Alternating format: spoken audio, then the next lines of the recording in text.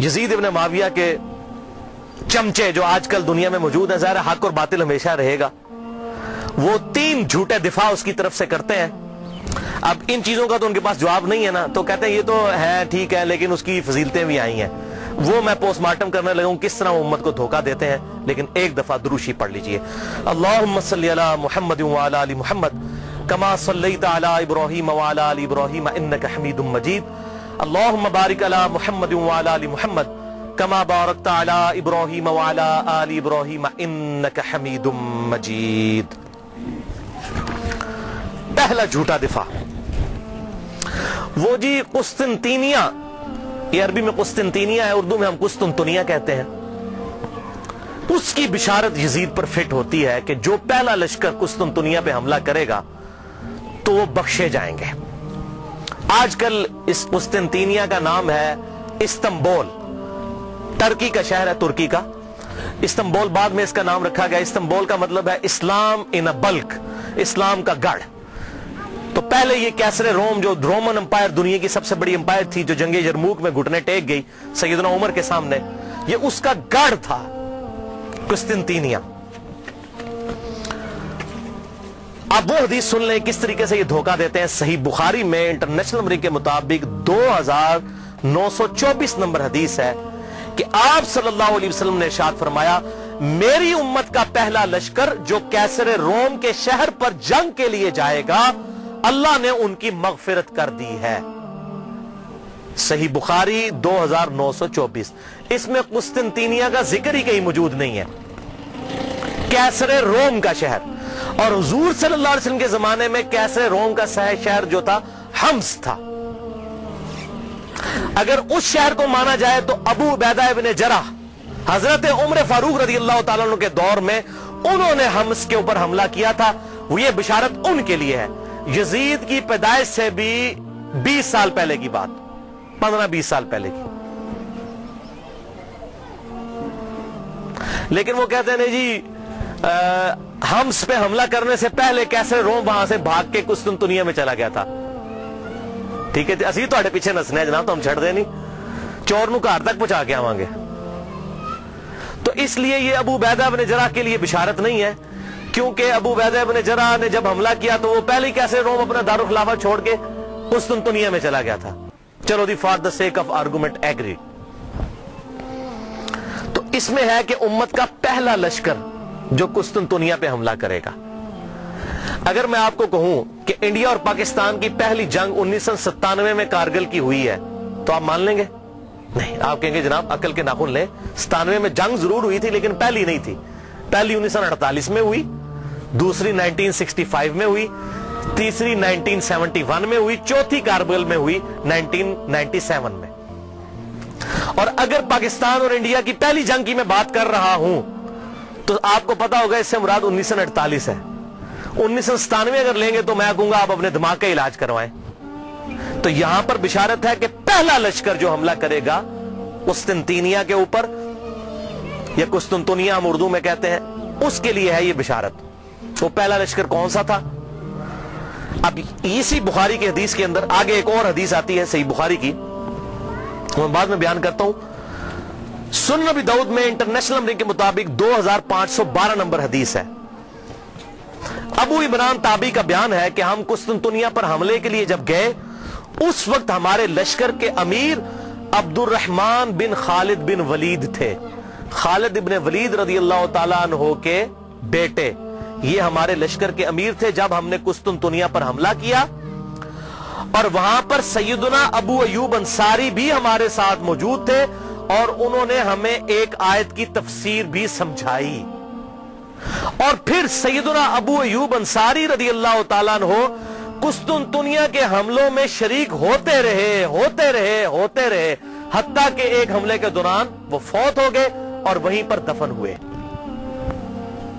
तो जिस हमले में हजरत अबू अयूब अंसारी फौत हुए, वो हमला पहला होगा या जिसमें वो जिंदा थे वो पहला होगा?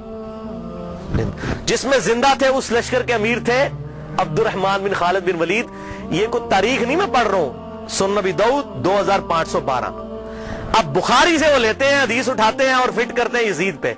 वो सुन ले, सही बुखारी किताबुत तहज्जुद चैप्टर में 1186 नंबर हदीस है کہ ابو ایوب انصاری موجود تھے قسطنطنیہ پہ حملے میں رضی اللہ تعالیٰ عنہ، اور اس وقت لشکر کا امیر یزید ابن معاویہ تھا. یہ 54 ہجری کی بات ہے، کیونکہ اس وقت امیر معاویہ مسلمانوں کے حاکم تھے، انہوں نے اپنے بیٹے کو لشکر کا امیر بنایا. یہ 54 ہجری کا واقعہ ہے. اور اسی حدیث میں موجود ہے ابو ایوب انصاری رضی اللہ تعالیٰ عنہ اسی حملے کے دوران جس میں امیر لشکر یزید تھا فوت ہو گئے. تو جس حملے میں وہ فوت ہوئے وہ لشکر پہلے ہے، یا جس میں وہ زندہ تھے اور حدیثیں بیان کرتے رہے وہ پہلے ہے؟ اور اس میں اس کے بعد کتنے حملے ہوئے؟ یہ بھائی یزید والا لشکر 7واں یا 8واں لشکر تھا، اور وہ جو میں نے پہلے بیان کیا وہ بھی پہلا نہیں تھا، وہ دوسرا تھا.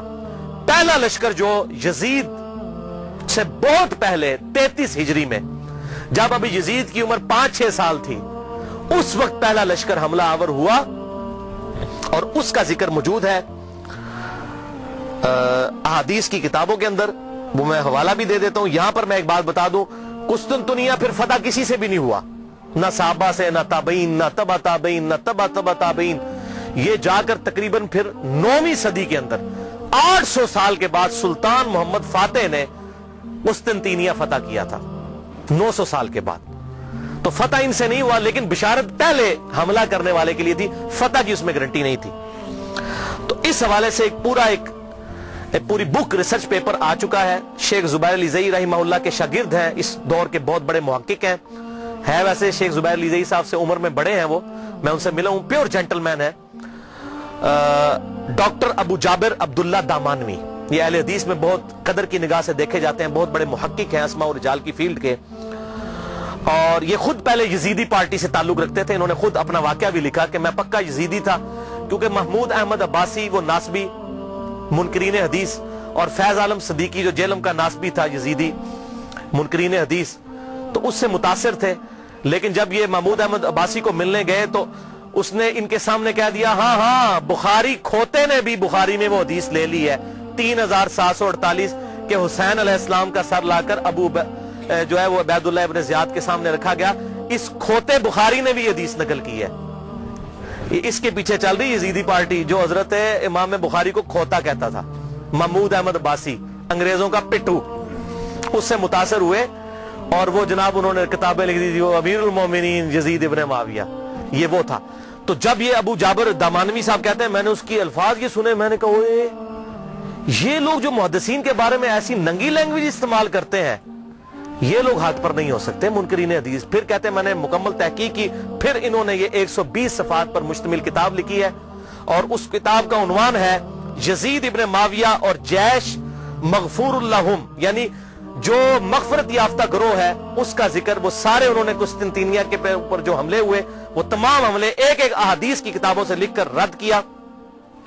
120 صفحوں پہ یہ کتاب ہے. ابو جابر السلفی لائبریری کراچی سے شائع شدہ ہے، میرے پاس موجود ہے. جس کو پی ڈی ایف چاہیے ہو انشاءاللہ میں 1-2 دن میں سکین کروا کر انشاءاللہ اپنے پاس رکھ لوں گا، تو مجھے ای میل کریں mirza_95@yahoo.com، اس پہ میں آپ کو بھیجوں گا. اس میں انہوں نے ٹروتھ ریویل کیا کہ نہ تو قسطنطنیہ پہ حملہ پہلا یزید نے کیا اور نہ ان کے والد معاویہ بن ابی سفیان رضی اللہ تعالیٰ عنہ نے کیا، بلکہ سب سے پہلا حملہ قسطنطنیہ پہ جس شخص نے کیا وہ حضرت عبداللہ ابن زبیر کے بھائی تھے، منذر بن زبیر رحمہ اللہ، جو حضرت زبیر عشرہ مبشرہ کے بیٹے تھے. 33 ہجری میں انہوں نے یہ حملہ کیا، اور اس کا ذکر مسند امام احمد میں، مصنف عبد الرزاق میں، سنن ابی داؤد میں اور سنن طبرانی میں صحیح سند کے ساتھ موجود ہے. وہ ساری احادیث انہوں نے اس کتاب کے اندر جمع کی الحمدللہ. لہذا یہ بالکل جھوٹ بولتے ہیں کہ جی وہ بشارت اس پہ فٹ ہوتی ہے، اس پہ فٹ ہی نہیں ہوتی، کسی اعتبار سے فٹ نہیں ہوتی. اور یہی وجہ ہے کہ ڈاکٹر ذاکر نائک نے جب فٹ کی اس سے سوال پوچھا گیا، وہ کہتا ہے جی امام غزالی نے لکھا ہے. ویسے آپ کہتے ہیں قرآن اور صحیح حدیث، تو امام غزالی کا کیا لینا دینا قرآن اور صحیح حدیث؟ امام غزالی تو آپ کے نزدیک صوفی ہیں، آپ صوفیوں کو تو ویسے ہی نہیں مانتے. تو صحیح سند سے بات کریں احادیث کی کتابوں میں کیا لکھا ہوا ہے. امام غزالی تو تعصب کا شکار ہو چکے تھے. انہوں نے تو یہاں تک لکھا احیاء العلوم میں کہ واقعہ کربلا بیان نہ کرو، بڑی بڑی ہستیوں کے نام بیچ میں آ جائیں گے، واقعہ کربلا بیان کرنا حرام ہے. تو اس پہ میں ایک ہی جملہ بولوں گا کہ چور کی داڑھی میں تنکا. اگر ہم اہل سنت اپنے آپ کو صحیح المنہج سمجھتے ہیں تو واقعہ کربلا بیان کریں، اور جو حق ہے وہ بیان کریں. حضور صلی اللہ علیہ وسلم تو اس واقعے سے پہلے بیان کر رہے ہیں، اس واقعے کے بعد صحابہ کرام کو خواب میں آ رہے ہیں اور غمگین ہیں، اور آپ کہہ رہے ہیں بیان نہ کریں. اور قرآن اور صحیح احادیث کیا کہہ رہی ہیں، امام بخاری کیا کہہ رہے ہیں، امام مسلم کیا کہہ رہے ہیں، امام داؤد کیا کہہ رہے ہیں. حق واضح ہو. اب مجھے بتائیے اہل حدیث کا شاید ہی کوئی پلیٹ فارم ہو جس پر یہ حدیث ترمذی کی بیان نہ ہوتی ہو کہ جب حضرت عمر نے حج تمتع پر پابندی لگا دی تھی تو عبداللہ بن عمر نے کہا کہ میرے باپ پہ شریعت تو نازل نہیں ہوئی ہے. تو معاذ اللہ اس کا کیا مطلب ہے کہ ہم حضرت عمر کی توہین کر رہے ہوتے ہیں؟ نہیں. اسی طریقے سے اگر محدثین نے حضرت امیر معاویہ رضی اللہ تعالیٰ عنہ کی غلطیوں کا بیان بخاری مسلم میں کر دیا, ترمذی میں, ابو داؤد, نسائی, ابن ماجہ میں, تو ان کا مقصد توہین کرنا نہیں تھا, حق بتانا تھا. اور اگر ہم بیان کرتے ہیں تو یہ بھی مقصد یہی ہے. احترام اپنی جگہ رہے گا, لعنت نہیں کریں گے. غلطی غلطی ہے, غلطی کو غلطی کہنا یہ حق اور باطل میں تمیز کے لیے ضروری ہے, ورنہ تو دین کا جنازہ نکل جائے گا. حضرت آدم علیہ السلام کی اللہ نے 7 دفعہ غلطی بیان کی, کیا ان کی توہین کی؟ نہیں, بلکہ اس لیے سورہ اعراف میں اے اولاد آدم دیکھنا تمہارے باپ کو جس طرح ورگلا دیا تھا شیطان نے ماں باپ کو, تمہیں ورگلانا دے, اس لیے ہم قصہ آدم اور ابلیس بیان کرتے ہیں.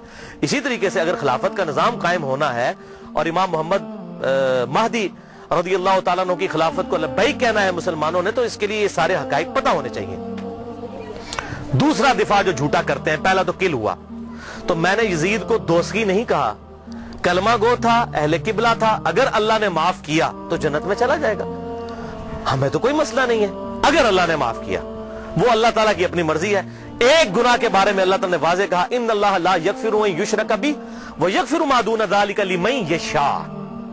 اوپن لائسنس نہیں, اللہ شرک کو معاف نہیں کرے گا, اس کے علاوہ جو گناہ چاہے گا معاف کر دے گا, لیکن جس کے لیے چاہے گا. اگر اللہ چاہے تو معاف نہ بھی کرے, یہ اللہ کی اپنی مرضی ہے. آپ اوپن لائسنس کسی کو نہیں دے سکتے. لمن یشاء, جس کے لیے چاہے گا, اللہ کو دو سے منوا نہیں سکتا, سیدھی سی بات ہے.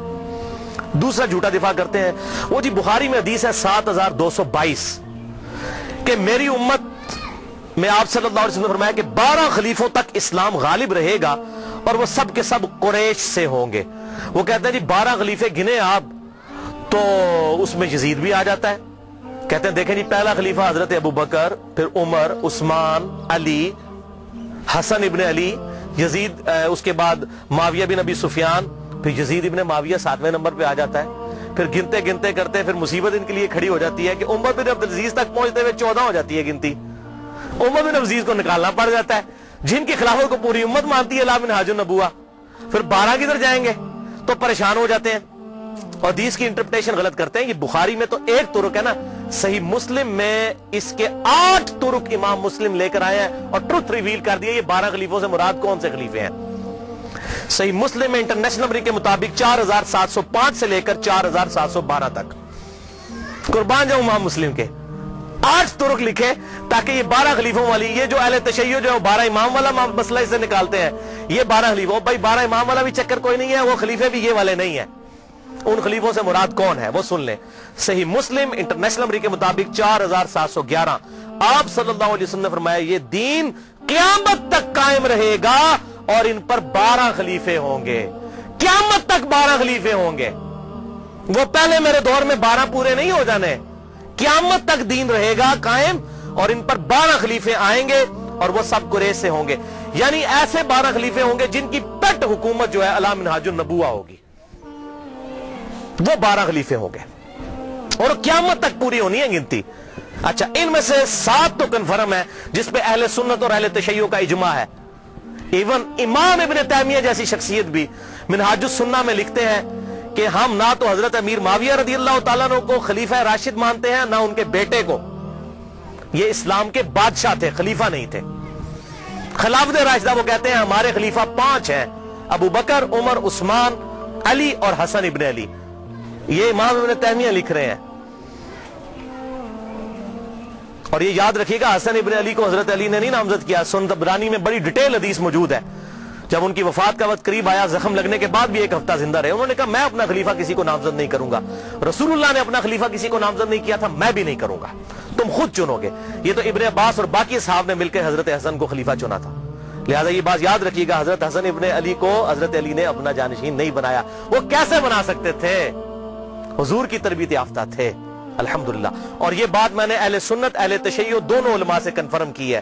اہل تشیع کے ہاں بھی کوئی روایت نہیں ہے کہ حضرت حسن ابن علی کو حضرت علی نے اپنے بعد خلیفہ نامزد کیا ہو, اور ان کے ہاں بھی یہی بات ملتی ہے جو طبرانی کے اندر موجود ہے. میں امت کے اوپر چھوڑتا ہوں, امت خود سلیکٹ کرے گی اپنا خلیفہ. تلوار کی دھونس پہ نہیں ہو سکتا, میرے ریگارڈ کی وجہ سے نہیں ہو سکتا. بہرحال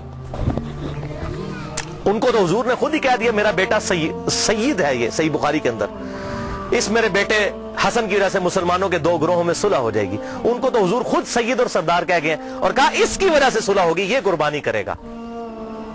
اور وہی ہوا بعد میں حضرت علی کی شہادت کے 6 مہینے کے بعد، اور اسی کو امام ابن تیمیہ نے لکھا کہ حضور صلی اللہ علیہ وسلم نے فرمایا تھا خلافت 30 سال تک رہے گی۔ وہ 30 سال ربیع الاول 41 ہجری میں پورے ہوئے جب حسن ابن علی نے خلافت امیر معاویہ کے حوالے کی، اور اس کی ریزن کیا تھی، صلح حسن کیوں ہوئی، وہ میرا مسئلہ نمبر 101 دیکھ لیں، آپ کو حقائق کھل کر سامنے آ جائیں گے کہ یہ حضرت حسن ابن علی نے کیوں کام کیا، تاکہ حق لوگوں کے سامنے واضح ہو جائے۔ 20 سال کا دور دیکھیں پھر پتہ چل جائے گا اصل مسئلہ کیا تھا۔ اور حضرت حسین کی قربانی رائے گاں جاتی اگر حضرت حسن صلح کر کے حضرت امیر معاویہ رضی اللہ تعالیٰ کی انٹینشنز کو لوگوں کے سامنے نہ کرتے۔ یہ بات یاد رکھیے گا، یہ میں نے اس لیکچر میں بتایا۔ بہرحال تو امام نے تیمیہ نے بھی کہا کہ یہ خلیفہ جو ہے یہ 5 متفق لے، تو ٹوٹل 7 پہ آج تک امت متفق ہے، اہل سنت اور اہل تشیع۔ پہلے خلیفہ ابو بکر، دوسرے عمر، تیسرے عثمان، چوتھے علی، 5ویں حسن ابن علی، 5 ہو گئے جی، اور چھٹے خلیفہ عمر بن عبد العزیز، یہ 6 ہیں علی منہاج النبوہ، اور 12ویں خلیفہ امام محمد مہدی، جن کے بارے میں اہل سنت اور اہل تشیع کے ہاں کامن احادیث موجود ہیں۔ سنن نبی داؤد میں پورا چیپٹر ہے، مسند امام احمد کے اندر پورا چیپٹر موجود ہے کہ اس وقت تک قیامت قائم نہیں ہوگی جب تک کہ میری بیٹی فاطمہ کی اولاد میں سے میرے ہی نام پر محمد بن عبداللہ، جس کے باپ کا نام میرے باپ کے نام پر ہوگا، جس کی ماں کا نام میرے ماں کے نام پر ہوگا، جب تک وہ شخص نہ پیدا ہو جائے جو پوری دنیا کو انصاف سے بھر دے گا، اس وقت تک قیامت قائم نہیں ہوگی۔ کیونکہ اللہ تعالیٰ کا وعدہ ہے هو الذی ارسل رسولہ بالہدی ودین الحق لِيُظْهِرَهُ عَلَى الدِّينِ كُلِّهِ وَلَوْ كَرِهَ الْكَافِرُونَ وَلَوْ كَرِهَ الْمُشْرِكُونَ۔ وہی اللہ ہے جس نے اپنے محبوب صلی اللہ علیہ وسلم کو دین حق الہدا یعنی قرآن اور دین حق کے ساتھ مبعوث کیا تاکہ سارے ادیان پر غالب کر دے، اور یہ غلبہ قرب قیامت میں امام محمد مہدی کے ذریعے ہونا ہے۔ حضور کی بشارتیں موجود ہیں، وہ ہوں گے 12ویں خلیفہ۔ تو 7 کنفرم ہے، اس دوران وقتاً فوقتاً اچھے خلیفہ آئیں گے۔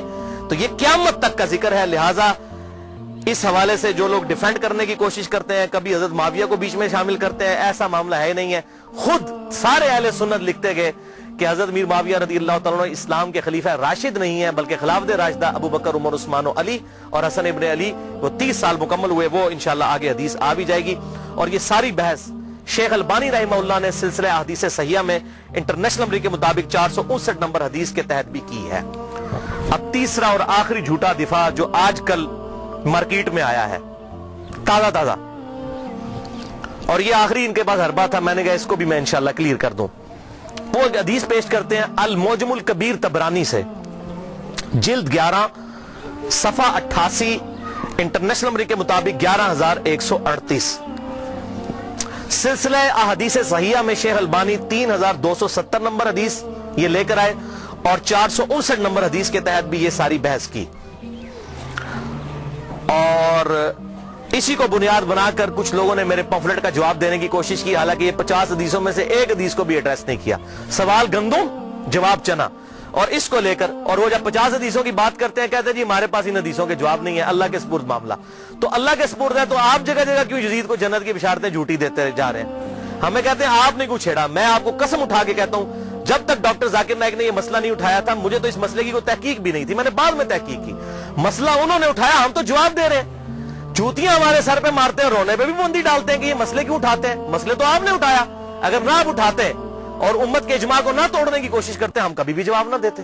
تو یہ طبرانی کا میں نے حوالہ دیا، اور اس سے حدیث پیش کرتے ہیں کہ آپ صلی اللہ علیہ وسلم نے فرمایا، یہ بڑی کھینچ تان کے حسن درجے تک انہوں نے پہنچائی ہے، میں ابھی اس کی تحقیق کروں گا کہ یہ حسن درجے میں پہنچتی بھی ہے کہ نہیں، چلے میں اس کو for the sake of argument تسلیم بھی کر دیتا ہوں، کیونکہ اس میں ابن شہاب آتا ہے اور وہ مدلس ہے، ان سے روایت کر رہا ہے۔ اب یہ ابن شہاب اگر زوری ہے تو پکا مدلس ہے اور یہ روایت ضعیف ہے، اگر کوئی اور ہے پھر اس کو بھی چیک کرنا ہوگا، یہ تدریس۔ بہرحال میں for the sake of argument اس روایت کو صحیح مان لیتا ہوں کہ آپ صلی اللہ علیہ وسلم نے فرمایا کہ امت کے پہلے حصے میں نبوت اور رحمت ہوگی، پھر خلافت اور رحمت ہوگی، پھر بادشاہت اور رحمت ہوگی، پھر امارت اور رحمت ہوگی، پھر تم امارت کے لیے ایسے لڑو گے جیسے گدھے آپس میں لڑتے ہیں، اس وقت تم پر جہاد فرض ہوگا، اور بہترین جہاد یہ ہوگا کہ مسلمان حکومت کی سرحد کے اوپر جا کر کافروں کے خلاف جہاد کیا جائے، مسلمانوں کو قتل نہ کرے آپ۔ یہ حدیث وہ پیش کرتے ہیں، تو بھائی پہلے اس حدیث کو خود پڑھ لیں۔ آپ صلی اللہ علیہ وسلم نے کیا فرمایا؟ نبوت اور رحمت، پھر خلافت اور رحمت، फिर मलूकियत और रहमत, उसको खिलाफत नहीं कहा, मलूकियत कहा, बादशाहत। तो ये कहते हैं ये जो मलूकियत और रहमत है ना, इससे मुराद हजरत मीर मुआविया रदी अल्लाह तआला अन्हु है। और अमारत और रहमत इसको उन्होंने फिर बताया नहीं कि फिर इससे मुराद कौन है। इतनी शर्म आई कि यजीद इब्न मुआविया को नहीं कहना चाहिए, इसको स्किप ही कर गए उसके अंदर। ये गुलाम मुस्तफा ज़हीर साहब हमारे जेल के आलिम हैं, बहुत बड़े, मैं उनकी इज्जत भी करता हूँ, मुहक्किक आदमी है, लेकिन जब बंदा एक हठधर्मी पर उतर आए, कोई बड़ा बंदा भी, तो गलती उसकी पॉइंट आउट करनी चाहिए। अस्सुन्ना रिसाला नवंबर 2012 से अप्रैल 2013 तक के दौरान, शुमारा नंबर 49 से 54 तक, बल्कि उन्होंने मेरा नाम भी ढके छुपे अल्फाज में क्लियर कट नाम लिख दिया और ये इस तरह करने की कोशिश की, वो किसी बात का जवाब नहीं दिया। तो उसमें उन्होंने अमारत और रहमत इसको स्किप भी कर गए, इसकी तशरीह को। उनको पता था यजीद का भी नाम लेना पड़ा है, मामे दे पुत्र का नहीं लिया। तो वो कहते हैं जी देखें जी ये बादशाहत और रहमत है, तो ये हजरत मीर मुआविया रदी अल्लाह तआला की हुकूमत जो है ये रहमत थी उम्मत के लिए। अच्छा जी ठीक है, खिलाफत और रहमत नहीं कहा, मलूकियत और रहमत, बिल्कुल रहमत थी। क्यों? उनके बाद उनसे वर्ष दौर आया, आने वाले अदवार से कंपेयर करें, वाकई मुसलमानों के लिए रहमत थी। यजीद के बाद उससे जालिम लोग आए, मैंने बताया हज्जाज इब्न यूसुफ बाद में आया जिसने खाना काबे को तोड़ दिया और अब्दुल्ला इब्न जुबैर को कत्ल करके उनकी लाश भी लटका दी, सही मुस्लिम के रेफरेंस से मैंने बताया। जैसे हम यहां भी पाकिस्तान में क्या होता है, एक गंदी हुकूमत आती है, लोग फुल उसको बुरा कहते हैं, जब उसके बाद उससे अगली वर्ष हुकूमत आती कहते हैं यार इस तो मुशर्रफ का दौर चंगा सी। अभी लोग कहना शुरू हो गए यार जरदारी का दौर बेहतर था, ठीक है जी, बिजली इतनी महंगी तो नहीं थी। तो इसका क्या मतलब, जब जरदारी का दौर था तो बहुत बेहतर था, जब मुशर्रफ का अपना दौर था तो बेहतर था। कंपैरेटिवली बात की जाती है। अब मैं आपको सलफ का फाहम इस हदीस के ऊपर बता देता हूं कि इससे मुराद यह है कि कॉन्टिन्यूसली इस्लाम के अंदर जवाल आता जाएगा इस्लामी हुकूमतों के अंदर, लिहाजा उसको अगर खिलाफत राशिदा से कंपेयर करें तो वह काट खाने वाली मलूकियत थी, और अगर आने वाले दौर से कंपेयर करें तो रहमत थी। अब ये मैं अपनी तरफ से बात नहीं कर रहा हूं, ये मैं आपको एक सहाबी का फतवा बताने लगा हूं। जामिया तिरमिज़ी में इंटरनेशनल नंबर के मुताबिक 2226, सुनन नबी दाऊद 4646, मुस्नद इमाम अहमद 18430, जिल्द 4 सफा 273, और सिलसिला अहदीस सहिया जिल्द 1 सफा 742 और हदीस नंबर 459। शेख अलबानी मुहद्दिस आजम सऊदिया अरब, उन्होंने भी हदीस नकल की, मैंने सारे हवाले दे दिए। हजरत सैयदना सफीना रदी अल्लाह तआला अन्हु और हजरत नुमान इब्न बशीर रदी अल्लाह तआला अन्हु से रिवायत है कि आप सल्लल्लाहु अलैहि वसल्लम ने फरमाया खिलाफत अला मिनहाजुन नबुव्वा मेरी वफात के बाद 30 साल तक रहेगी, उसके बाद काट खाने वाली मलूकियत का दौर शुरू हो जाएगा 30 साल के फौरन बाद, यानी सुलह हसन के बाद। उसके बाद जाबिर हुक्मरानों का दौर आएगा और फिर क़यामत से पहले एक दफा दोबारा खिलाफत अला मिनहाजुन नबुव्वा कायम होगी, यानी वो खिलाफत होगी सैयदना इमाम मोहम्मद महदी की। यह आप सल्लल्लाहु अलैहि वसल्लम ने 4 अदवार गिनवाए अपने बाद। पहला दौर कौन सा? खिलाफत राशिदा, अबू बकर, उमर, उस्मान, अली, हसन इब्न अली। दूसरा काट खाने वाली मलूकियत जो हजरत मीर मुआविया रदी अल्लाह तआला अन्हु के दौर से शुरू होकर 1000 साल तक बनु अब्बास और बनु उमैया की हुकूमत रही। बाप मरता था, बेटे को खलीफा बनाता था, 4 बेटों को अपने बाद खलीफा बना देते थे। अब बुखारी मुस्लिम उठा के देख ले किस तरीके से इन्होंने बंदर बाट की है। आज के हुक्मरानों ने भी वो काम नहीं किया, इसलिए मैं कहता हूं उस मुल्कियत से आज की जमहूरियत करोड़ गुना बेहतर है। कम से कम पब्लिक से तो पूछा जाता है, वो तो तलवार की जोर पर मुसल्लत हो जाते थे। तीसरा दौर कहा जाबिर हुक्मरानों का। जाबिर हुक्मरान ये जहां पर कलोनियल पावर्स आ गई, कहीं फ्रेंच आ गए, कहीं पर ये जो है वो अंग्रेज आ गए और पूरी दुनिया के अंदर मुसलमानों पर इन्होंने कब्जा किया। फिर ये दौर भी अल्हम्दुलिल्लाह खत्म हुआ। अब हम आखिरी दौर में हैं, नशत सानिया इस्लाम की शुरू हो चुकी है, खिलाफत अला मिनहाजुन नबुव्वा अब कायम होनी है। 3 हमने वो अदवार गुजार लिए। अच्छा, इसी हदीस में तिरमिज़ी और अबू दाऊद का जो मैंने हवाला दिया और मुस्नद अहमद का और सिलसिला हदीस सहिया का, और ये हदीस अल मुस्तदरक अल हाकिम में भी 4697 मौजूद है। इसमें शेख अलबानी ने पूरी बहस की है। तिरमिज़ी और अबू दाऊद में आगे अल्फाज चलते हैं कि हजरत सफीना ने कहा कि बेटा गिन अब खिलाफत राशिदा कितनी है, हो सकता है बाद में कोई नासबी माने ही ना, तो उन्होंने कहा इस हदीस में मौजूद है बेटा गिन, अबू बकर के 2 साल, उमर के 10 साल, उस्मान के 12 साल और अली के 6 साल। तो शागिर्द ने कहा कि हजरत मीर मुआविया रदी अल्लाह तआला की पार्टी जो इस वक्त हुक्मरान है, बनु जुर्का, बनु उमैया, जुर्का कहते हैं नीली आंखों वाले, ये नीली आंखों वाले थे, खतरनाक लोग, बनु जुर्का। یہ تو کہتے ہیں کہ علی علیہ السلام خلیفہ ہی نہیں ہے. یہاں پر امام ابو داؤد نے علی علیہ السلام لکھا. ابو داؤد 4646. حضرت سفینہ کو اتنا غصہ آیا, ترمذی کے الفاظ ہیں 2226, انہوں نے کہا بنو امیہ کی پیٹھ سے یہ جھوٹ نکلا ہے جہاں سے یہ ہوا خارج کرتے ہیں. یہ کہتے ہیں علی خلیفہ نہیں ہے. حق تو یہ ہے کہ ان کی حکومت شریر ترین بادشاہت ہے اس روئے ارض پہ. کیوں؟ انہوں نے خلافت راشدہ کا زمانہ دیکھا تھا. جب اس سے کمپیئر کرتے تھے تو کہتے تھے یہ تو کاٹ کھانے والی ملوکیت اور یہ بدترین بادشاہت ہے. ہاں جب آنے والا دور سے کرے تو وہ رحمت ہے, کیونکہ آنے والا دور اس سے بھی ورس تھا. لہٰذا یہ میں نے الحمدللہ سلف کا فہم اس حوالے سے بالکل کلیئر کر دیا. اور اس حوالے سے اور سلف کا فہم اگر کسی نے دیکھنا ہو احادیث, یہ 50 پڑھ لیں. اور میرا لیکچر 101 نمبر مسئلہ, اس میں عبد الرحمن بن ابی بکر کا فہم صحیح بخاری سے, مقدام بن مادی کا فہم سنن ابی داؤد سے, اور عمار بن یاسر کا فہم صحیح بخاری سے. یہ کافی ساری احادیث ہیں جس میں بالکل کلیئر ہو جائے گا کہ یہ تمام صحابہ کرام علیہم رضوان کون سی چیز حق سمجھتے تھے اور کس کو باطل. سورۃ الاحزاب کی آیت نمبر 57 ہے بھائیو. بسم اللہ الرحمن الرحیم. ان الذین یؤذون اللہ ورسولہ لعنہم اللہ فی الدنیا والآخرہ.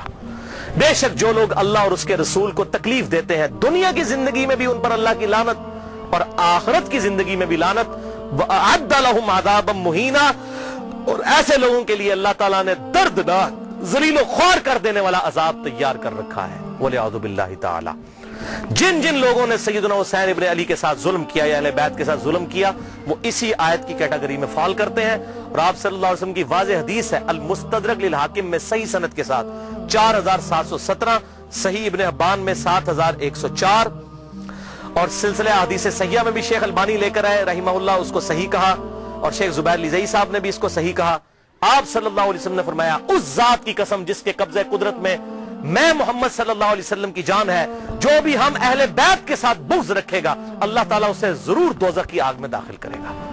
بغض رکھے گا, یہ کہتے ہیں لعنت نہ بھیجو, بغض کی بات ہو رہی ہے, صرف دل میں بغض رکھنے والا دوزخ میں جائے گا. اور حضور نے قسم اٹھا کر کہا, اور اسی کا طرق جو المستدرک للحاکم میں 4712 ہے ابن عباس رضی اللہ تعالیٰ عنہ سے, آپ صلی اللہ علیہ وسلم نے فرمایا اگر کوئی شخص مقام ابراہیم اور حجر اسود کے درمیان نمازیں پڑھے اور روزے رکھے, اگر وہ بھی اس حال میں مر جائے کہ اس کے دل میں اہل بیت کا بغض تھا تو اللہ تعالیٰ اسے بھی ضرور دوزخ میں داخل کرے گا. وَلِعَوْذُ بِاللَّهِ تَعَالَى. میں اپنی گفتگو کا اینڈ بخاری اور مسلم کے بنیادی راوی امام ابو حنیفہ رحمۃ اللہ علیہ کے دادا استاد ابراہیم نخعی تابعی المتوفى 96 ہجری کے اس قول پر کرتا ہوں جو صحیح سند کے ساتھ المعجم الکبیر طبرانی میں انٹرنیشنل نمبر کے مطابق 2829 نمبر ہے, جلد 3 صفحہ 112 پر ابراہیم نخعی رحمہ اللہ فرماتے ہیں, کنکلوڈنگ بات ہے, اگر بالفرض میں ان لوگوں میں شامل ہوتا کہ جنہوں نے حسین ابن علی کو قتل کیا تھا اور قیامت والے دن اللہ تعالیٰ مجھے معاف بھی کر دیتا اور میں جنت میں بھی داخل ہو جاتا, تب بھی میں جنت میں حضور کو اپنی شکل نہ دکھا سکتا کہ حضور کہیں مجھ سے پوچھ ہی نہ لے کہ تو دنیا میں میرے حسین کے قاتلوں میں شامل تھا. ابراہیم نخعی تابعی بخاری اور مسلم کے بنیادی راوی, الحمدللہ.